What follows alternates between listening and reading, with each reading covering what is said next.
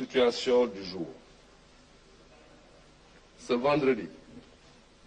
24 avril 2020, le ministère de la Santé et de l'Action sociale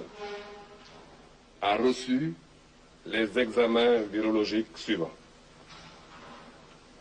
Sur 528 tests réalisés, 66 sont revenus positifs. Il s'agit de 61 cas contacts suivis par nos services et de 5 cas issus de la transmission communautaire. Ces 5 cas sont localisés à la Médina pour 1 cas, à Touba pour 2 cas, à Mbaké pour 1 cas et à Pout pour 1 cas. 5 patients hospitalisés ont été contrôlés négatifs, donc guéris. Ils sortiront d'hospitalisation tout à l'heure. Il faut noter qu'aujourd'hui, depuis ce matin, nous avons un cas grave signalé qui est actuellement en réanimation. L'état de santé des autres patients est stable. À ce jour, 545 cas ont été déclarés positifs au Sénégal, dont 262 guéris, 6 décédés, 1 évacué. Par conséquent, nous avons 276 patients sous traitement. En analysant les données sur la transmission communautaire,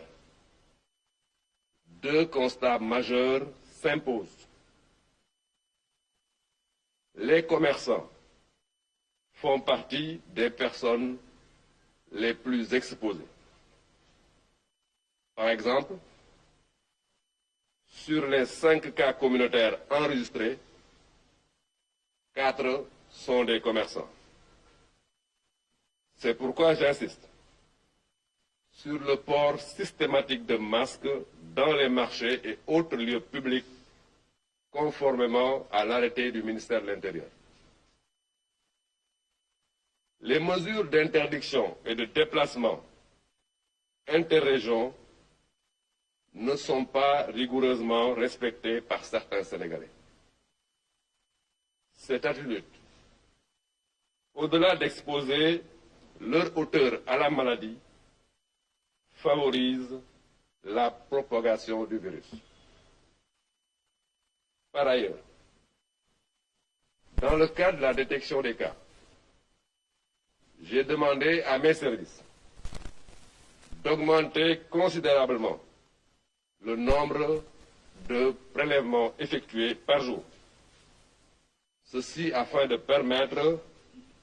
l'identification d'un maximum de porteurs asymptomatiques. J'encourage le personnel de santé à tous les niveaux de la pyramide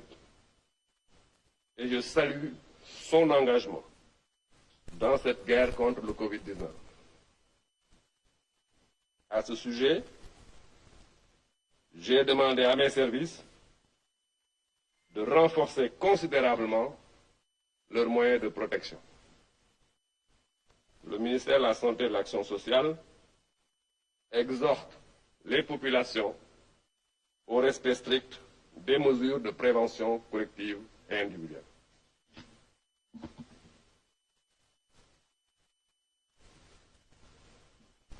Ma defal leen situation wu bés bi tey àjjuma ñaar fukki fan ak ñeent ci weeru avril 2020 ministère de la santé et de l'action sociale jot na résultat wu examen wu bés bi ci juróomi téeméer ak ñaar fukk ak juróom ñetti test yi ñu def tey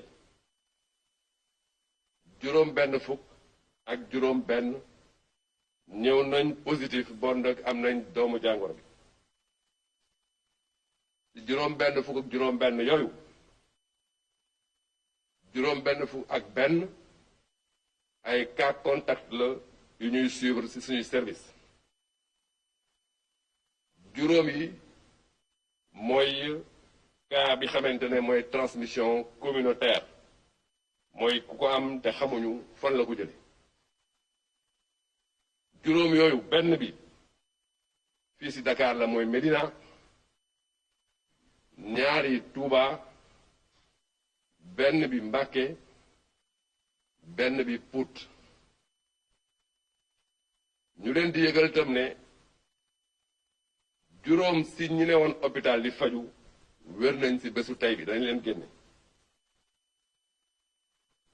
beneen mbir boo xamante ne war nañ leen ko xamal mooy depuis ci suba am na benn cas grave bu ñu yóbbu réanimation ñi ci des seen wérgu yaram mi ngi am tànn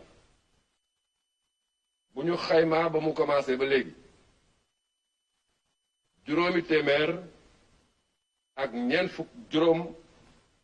ci ay cas lañu déclaré fii ci réew mi ci lim boobu ñaar téeméer ak juróom benn fukk ak ñaar wér nañ ci kenn évacué nañ ko juróom benn génn nañu àdduna bon dëkk tey ci suñu hôpitaux ñi xamante ne ñu ngi leen fay faj tollu nañ ci ñaar téeméer ak juróom-ñaar fukk ak juróom benn bu ñu xoolee situation bii ñu leen décrire tey am na ñaari jàngat yoo xamante ne il faut que ñu def ko ci jàngat bu njëkk bi mooy que ne feebar bi yab na bu baax commerçant yi ci juróomi cas communautaire yi ñu am tey ñeent yi dañuy liggéeye ci marché bon dëkk ñuy demander que ne solu masque bi ñu bañ ko bàyyi mukk ci li jëm ci marché yi respecté bu baax arrêté bi xamante ne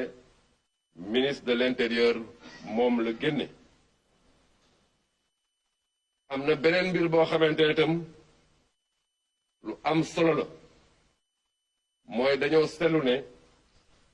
jokkalante bi région ak région dakkul ba léegi te loolu daf ñuy ëndal ay tolof-tolof yu mag ci suñu liggéey ñuy wax ne tam demandé nañ suñuy service ñu yokk bu baax a baax prélèvement yi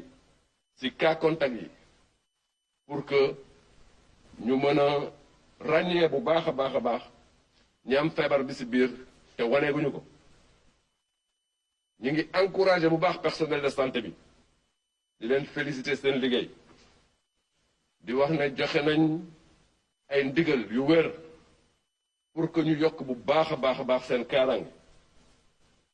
ministère de la santé et de l'action sociale mi ngi ñaan population sénégalaise yi ñu topp bu baax a baax ndigal yi ñu leen jox pour que ñu mën a xeex génn Covid-19 bi ci réew mi maa ngi leen di remercier bu baax.